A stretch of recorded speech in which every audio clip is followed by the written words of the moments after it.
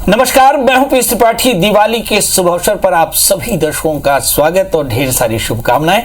आज आप देखना शुरू कर चुके हैं दीप जले द्वार द्वार। IBC 24 के इस विशेष कार्यक्रम में हमारे साथ IBC 24 की 3 देवियां, देवी रचना, देवी आकांक्षा और देवी संस्कृति के साथ दीपावली से जुड़े ढेर सारे आपके सवालों पर चर्चा करने वाले हैं। तो आप सभी का स्वागत है और साथ में आपके मन में भी ढेर सारे सवाल होंगे। इन सभी सवालों का जवाब कि लक्ष्मी जी का पूजन कब होगा, कैसे होगा, सही विधान क्या है, इन तमाम सवालों का जवाब मैं आपको देने वाला हूं। तो चलिए शुरू करते हैं हमारा खास कार्यक्रम दीप जले द्वार द्वार।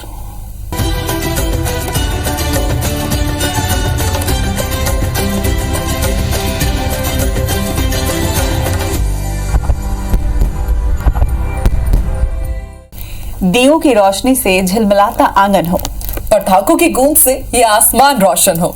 ऐसी आई झूमकर ये दिवाली, चारों ओर मानो खुशियों का मौसम हो। IBC 24 की पूरी टीम की तरफ से दिवाली की आप सभी को हार्दिक हार्दिक शुभकामनाएं।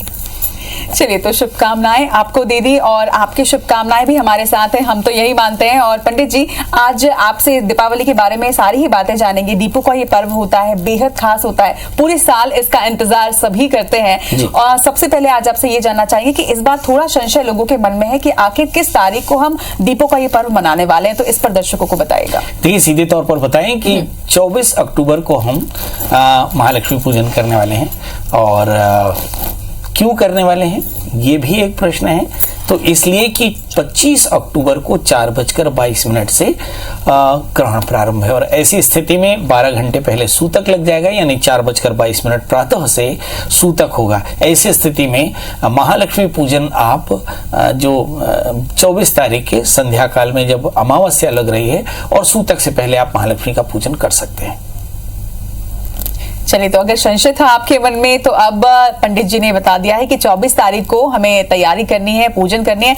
और अब पंडित जी आपसे जान लेते हैं, आकांक्षा के मन में भी कुछ सवाल होंगे कि आपने जो पहला सवाल पूछा, संशय मेरे मन में भी था और मेरी माँ भी जानना चाह रही थी कि 24 को हमें दीपावली मनाना है या फिर 25 को। चलिए, मेरा संशय और तमाम दर्शकों का संशय जरूर समाप्त हुआ होगा। पंडित जी, यूं तो दीपावली अपने साथ बेहद खास मुहूर्त लेकर के आती है, कई शुभ संयोग लेकर के आती है, लेकिन तमाम दर्शक जरूर ये जानना चाह रहे होंगे कि दीपावली का शुभ मुहूर्त क्या है, पूजन विधि क्या रहेगी। देखिए, दीपावली के शुभ मुहूर्त को तो जानना इसलिए जरूरी है क्योंकि इस समय 24 तारीख को सूर्यास्त के आसपास, मतलब लगभग 6:54 से 8:16 तक सबसे शुभ मुहूर्त है। करीब 1 घंटा 21 मिनट का ये मुहूर्त है। ये एक दीपावली का विशेष मुहूर्त है। दूसरा, कुछ लोग प्रदोष काल में पूजन करते हैं, तो ऐसी स्थिति में 5:42 से लेकर 8:16 तक ये मुहूर्त रहेगा प्रदोष काल का। कुछ लोग वृषभ लग्न में भगवती की पूजा करते हैं, तो ऐसी स्थिति में 6:54 से 8:50 तक आप ये पूजन कर सकते हैं।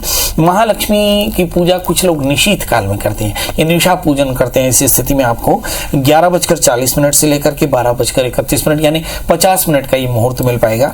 और कुछ लोग चौघड़िया मुहूर्त में पूजन करते हैं, तो संध्या काल से 5:29 से 7:18 संध्या में एक मुहूर्त है। दूसरा मुहूर्त रात को 10:29 से लेकर के 12:05 तक है। तो और तीसरा मुहूर्त रात्रि को 1:41 से 4:22 यानी सूतक प्रारंभ होने से पहले मुहूर्त है। मतलब ये कुछ मुहूर्त हैं जिसमें आप महालक्ष्मी का पूजन कर सकते हैं। दूसरा प्रश्न आकांक्षा जी ने किया था कि हम महालक्ष्मी का पूजन कैसे करें, पूजन विधि क्या होगी। तो देखिए, महालक्ष्मी का पूजन एक बड़ा पूजन होता है, साल भर का त्योहार होता है। इसलिए और इस महालक्ष्मी के पूजन में हम समृद्धि की अपेक्षा करते हैं। ऐसी स्थिति में बड़ी खास तरीके से हम महालक्ष्मी की तैयारी करते हैं। तो विधिवत आनुष्ठानिक क्रम से हम महालक्ष्मी का पूजन करते हैं। सबसे पहला काम कि गौरी, गणेश, कलश, नवग्रह, षोडश मातृका बना करके महालक्ष्मी, सरस्वती, काली और दुर्गा जी की सबका विग्रह तैयार करके सुंदर पटे पर लाल कपड़ा बिछा करके उनको स्थापित कर दें। और फिर षोडशोपचार से आप सभी की पूजा करें, यानी गौरी, गणेश, कलश, नवग्रह, षोडश मातृका की पूजा करें। फिर महालक्ष्मी का पूजन करें, सरस्वती का पूजन करें, काली का पूजन करें। आपके पास में बहुत सारी सामग्री होती है, कलम, दवात, अकाउंट, तिजोरी, है ना, गुत्थी, ये सारी चीजें होती हैं। तो इन सभी की पूजा करने के बाद महालक्ष्मी की उपासना, महालक्ष्मी की पूजा में कुछ खास चीजें जरूर लगती हैं, जैसे कमलगट्टा, सिंघाड़े का जो प्रसाद है वो आप बना सकते हैं। इलायची दाना, बताशे, खील, इसके अलावा लौंग, इलायची, कमल गट्टा, इसके साथ में आप कमल का फूल इस्तेमाल करते हैं, पलकोन का फूल भगवती को जरूर अर्पित करते हैं, खासकर लाल फूल हो तो बहुत अच्छा। इसके बाद आप जटामासी, इसके साथ मुलेठी, दालचीनी, लौंग, इलायची और साथ में कमल गट्टा, ये सारी चीजें इकट्ठा करके धनी का प्रसाद महालक्ष्मी में जरूर अर्पित करें। यदि आपके पास व्यापार हो तो ऐसी स्थिति में अकाउंट्स में स्वास्तिक और गणेश की पूजा करके सरस्वती की पूजा करें। आपके पास कलम दवात हो उसमें महाकाली की पूजा करें, शारदा की पूजा करें, तराजू की पूजा करें, तिजोरी की पूजा करें और फिर रात्रि काल में एक अखंड दीप जला करके महालक्ष्मी के मंत्र का जप करना चाहिए। और फिर ब्राह्म मुहूर्त में जो अलक्ष्मी का विसर्जन यानी नए सूप और नए झाड़ू से कचरा निकाल करके बाहर ले जाएं, लक्ष्मी का विसर्जन करें, फिर स्नान करके फिर महालक्ष्मी का पूजन करके और प्रातः काल, हालांकि इस बार प्रातः काल तो मतलब सूतक शुरू हो जाएगा तो इसलिए ब्राह्म मुहूर्त में ही महालक्ष्मी का हवन भी कर ले। ओम ह्रीं महालक्ष्मी स्वाहा। सुंदर आप थोड़ा सा गूगल लेकर के, लौंग लेकर, कमल गट्टा लेकर के भगवती की आराधना करें, भगवती के लिए स्वाहा करें, मतलब आहुति करें तो बहुत अच्छा रहेगा। और साथ में कमल के फूल का ध्यान करें, कमल फूल जरूर चढ़ाएं और श्री सूक्त, लक्ष्मी सूक्त, कनकधारा स्तोत्र का पाठ करें। यह आपके लिए बहुत अच्छा रहने वाला है। बिल्कुल पंडित जी, तो शुभ मुहूर्त और पूजा विधि के बारे में आपने बताया और आप लोग भी अच्छे से समझ गए होंगे कि पूजा विधि क्या होनी चाहिए और शुभ मुहूर्त क्या है। लेकिन पंडित जी 27 साल बाद दीपावली के इस उत्सव के लिए एक खास मुहूर्त बन रहा है, एक खास संयोग बन रहा है, ये क्या है ये खास संयोग? अभी आपने बताया ना कि 27 साल बाद एक ऐसा मुहूर्त आया है जिसमें ग्रहण दीपावली पर पड़ रहा है। तो ग्रहण का दीपावली पर पड़ना 27 साल बाद आ रहा है। एक बात और भी है, बहुत सारे ग्रहों का परिवर्तन भी, जैसे मंगल मिथुन राशि में होंगे, तुला राशि में 3 ग्रहों का प्रवेश हो रहा है, शनि मार्गी हो रहे हैं। तो ऐसा कहा जा सकता है कि बहुत सारे जो राशि के परिवर्तन भी इस दीपावली में खास हैं। एक महत्वपूर्ण बात यह है कि तुला राशि में ग्रहण पड़ रहा है, इसलिए तुला राशि वाले जातक एकदम सावधान रहें। इन्हें दीपावली में कुछ खास उपाय कर लेने चाहिए। मुझे ऐसा लगता है कि जब कभी भी ग्रहण पड़े तो पूर्ण पात्र में तिल का दान करना चाहिए। तो पूर्ण पात्र में तिल भर करके दक्षिणा सहित दान करें, यह आपके लिए खास रहेगा। और बहुत सारे राशि, 6 राशि वाले जातक लाभ में होंगे, 6 राशि वाले जातक थोड़े से परेशान हो सकते हैं क्योंकि ग्रहण भी पड़ रहा है इस दीपावली में। हम मोटे तौर पर बता दें कि मेष राशि वाले जातकों के लिए तो थोड़ा सा कष्ट हो सकता है, वृषभ राशि वाले लाभ में रहेंगे, मिथुन राशि वाले थोड़ी चिंतित रह सकते हैं, कर्क राशि वाले रोग और चिंता से पीड़ित होंगे, सिंह राशि वाले लोगों को आर्थिक लाभ है, कन्या राशि वालों को काफी लाभ होगा, यानी मुझे लाभ होने वाला है। तुला राशि वाले जातकों को शारीरिक कष्ट के योग बन सकते हैं, वृश्चिक राशि वाले धनानी मानसिक तनाव में रहेंगे, धनु राशि वाले जातकों को लाभ और प्रगति है, मकर राशि वाले जातकों के लिए सुख समृद्धि, कुंभ राशि वाले उच्च चिंता से पीड़ित रहेंगे और मीन राशि वाले आकस्मिक हानि के शिकार हो सकते हैं। मतलब इस दीपावली में अलग अलग राशि वाले अपने राशि के हिसाब से उसका उपाय भी कर लें तो ये भी बड़ा अच्छा रहेगा जी। तो क्या कुछ शुभ संयोग इस बार दिवाली अपने साथ ला रही है, ये हमने जाना। उसके साथ ही हमने जाना कि राशि अनुसार आप इस दीपावली कैसे पूजा कर सकते हैं। यह एक छोटे से ब्रेक के लिए रुकेंगे, ब्रेक के बाद आपको बताएंगे धन वर्षा के महा उपाय। जी, आपने बताया कि पूजन विधि क्या होनी चाहिए, शुभ मुहूर्त क्या है और इस बार क्या संयोग बन रहे हैं। लेकिन दीपावली के दिन लक्ष्मी पूजा तो सभी करते हैं, मगर इस दिन सरस्वती पूजा और काली पूजा भी की जाती है, वो भी बहुत महत्वपूर्ण मानी जाती है। उसकी महत्ता बताइएगा। देखिए, हमारे यहाँ पे लक्ष्मी जो है वो जहाँ सुमति तहाँ संपत्ति नाना, जहाँ कुमति तहाँ विपत्ति विधाना। मतलब यदि आपने सरस्वती की पूजा नहीं की, यदि आपने गणेश की पूजा नहीं की तो आपके घर में अस्थिर ऐश्वर्य नहीं आने वाला है। इसलिए एकदम याद रखिए कि अगर आपको समृद्धि चाहिए तो आपको सुमति के लिए अपने घर में सरस्वती और गणेश की पूजा करनी चाहिए। इसलिए यदि आप व्यापार में हो तो आपको अकाउंट्स के स्टेशनरी की पूजा करनी ही पड़ेगी। इसी से महालक्ष्मी का संबंध है। हमारे यहाँ दुर्गा कहते हैं ना, ओम ऐं ह्रीं क्लीं महाकाली महालक्ष्मी महासरस्वती नमः। मतलब जो सिद्धियां हैं वो सरस्वती, काली और लक्ष्मी के विशेष संयोग से मिलती है। इसलिए सरस्वती की पूजा बड़ी आवश्यक है। दूसरी बात यह है कि हम इस दिन काली की पूजा क्यों करते हैं? बोलते हैं कलियति कालियति, जो कलन करती है उसका नाम काली है। तो वहाँ काली की पूजा इसलिए करते हैं ताकि हमारे जीवन में सब प्रकार की सामर्थ्य हमारे पास तैयार हो, हमारे पास शत्रुओं से बचने के लिए सामर्थ्य हो, सब प्रकार के शत्रु बाधा मुक्त हो सके। इसलिए हम काली की पूजा करते हैं। तो मेरे को माँ काली की पूजा क्यों करनी है और माँ सरस्वती की कृपा आप पर कैसे बरस सकती है, हमें पंडित जी ने ये भी बताया। संस्कृति आपका सवाल। बिल्कुल पंडित जी, और सबसे बड़ी बात ये, लक्ष्मी का तो एक खास महत्व होता ही, लक्ष्मी पूजन किया जाता है, लेकिन धन लाभ के भी उपाय बताइए ताकि लक्ष्मी जी की कृपा हम पर बनी रहे और धन वर्षा भी हो। देखिए, इस कलिकाल में जो धन वर्षा के बारे में बार बार मेरा ख्याल है कि तीनों देवियां और तीनों के तीनों धन वर्षा के लिए परेशान है ना। तो धन की बड़ी आवश्यकता इस कलिकाल में है। बोलते हैं कि सर्वे गुणा कांचनमाश्रयन्ते, है ना। आप देख ही रहे हैं तीनों देवियां कस के आभूषण पहनी है ना। अपने अपने देवता से धन का लाभ भी चाहती हैं। सोने की जरूरत है, चांदी की जरूरत है, वस्त्रों की जरूरत है, इसके लिए पैसे की जरूरत है।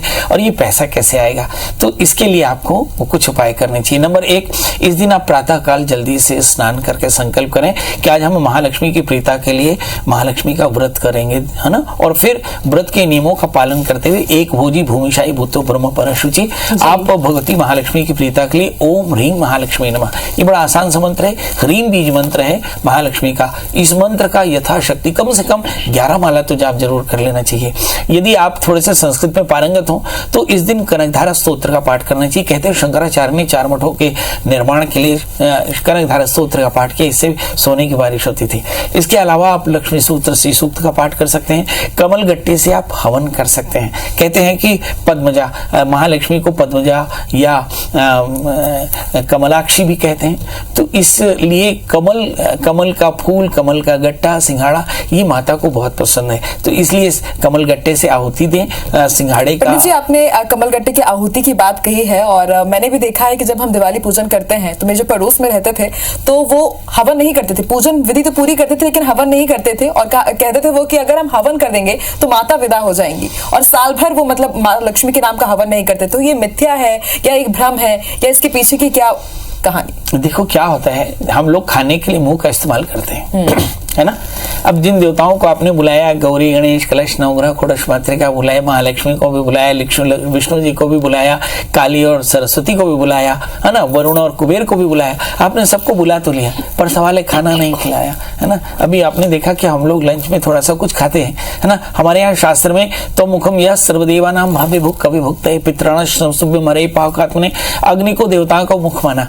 तो ये किंवदंती है कि महालक्ष्मी में हवन नहीं होता, या सत्यनारायण की कथा में हवन नहीं होता। हवन यज्ञ एक अनिवार्य प्रक्रिया है, और जिसमें किसी भी देवता के पूजन में यज्ञ अनिवार्य माना जा सकता है। इसमें देवताओं की आहुति होती है, हवि होती है, इसमें देवताओं का आवाहन होता है, विसर्जन नहीं होता। और याद रखिए, अग्नि जब तक स्थापित होती है तब तक देवता वहां पर विराजमान होते हैं। इसलिए ये किंवदंती है कि इस दिन हवन नहीं होता। मैं तो जब निशा काल कराता हूं तो मुझे ऐसा लगता है कि मैं रात्रि भर हवन करता हूं। यही इस सिद्धि की सबसे बड़ी प्रमुख बात है।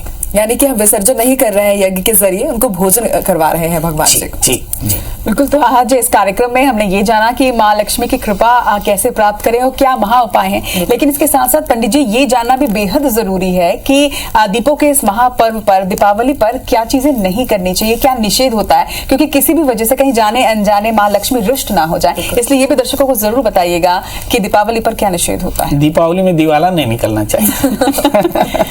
दिवाली में दिवाला निकल जाता था क्योंकि लोग जुआ खेलते थे। शास्त्र में एक जगह पर लिखा है द्यूत क्रीड़ा, ऐसा शास्त्र में लिखा है कि इस दिन द्यूत क्रीड़ा करना चाहिए, पर द्यूत क्रीड़ा मर्यादा की अंदर करना चाहिए। यदि आपने बड़ी ज्यादा गैम्बलिंग कर दी तो आपका दिवाला निकल सकता है। दूसरा, आपको व्यसन नहीं करना चाहिए। जब आप महालक्ष्मी का पूजन कर रहे हो, अलक्ष्मी का विसर्जन कर रहे हो, तो ऐसी स्थिति में आप कोई भी व्यसन न करें, आहार का संयम रखें, मांसाहार न करें, क्रोध न करें, बहुत ज्यादा द्वेष न रखें, राग द्वेष मिटा करके और भगवती की पूजा करनी चाहिए। क्योंकि याद रखिए, जो धारणा लेकर आप भगवती की पूजा करेंगे वही धारणा साल भर रहने वाली है।